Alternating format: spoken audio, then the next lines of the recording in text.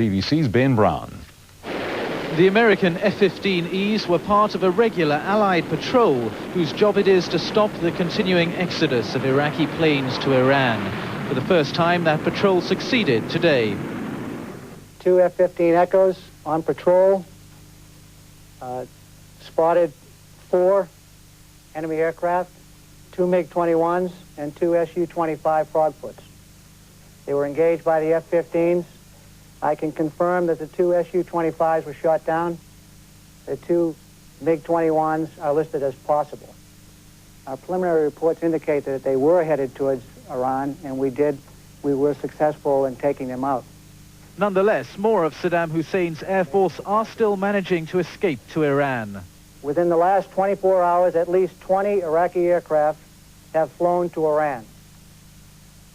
That brings the number of aircraft in Iran as 95 fighters and 25 transports, totaling 120 aircraft as we have been able to determine at this date.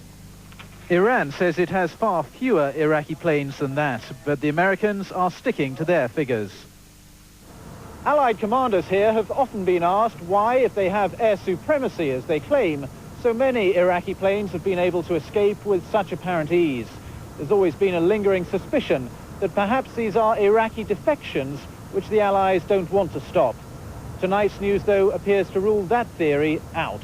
A clock offensive to weaken Iraq's massive armour capability. This plane, the A-10, known as the Warthog for its unlovely lines, is a key Allied weapon.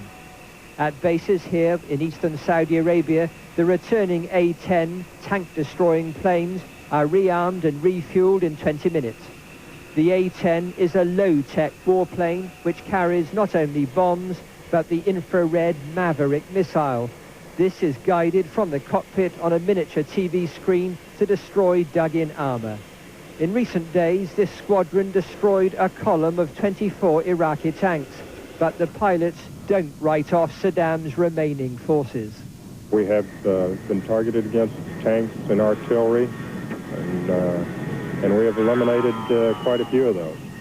But all of the equipment is not just sitting out there in neat rows for us to go and engage. We have to find it, and he's trying to keep us from finding it. And I suspect that there's some we haven't found. There are other Allied military predators taking to the skies over the northern desert. This is one of scores of Apache assault helicopters which will be vital in decimating the tank brigades of the Republican Guards, assuming large numbers emerge from their bomb bunkers intact. For the first time in their military careers, the Apache pilots are being allowed to launch their Hellfire anti-tank missiles. Each costs £20,000. The target is hit. The Apache squadron reckons that most of the initial operations will be after dark. Thanks to their night sight devices, they should have the edge over the Iraqis. Night is more survivable.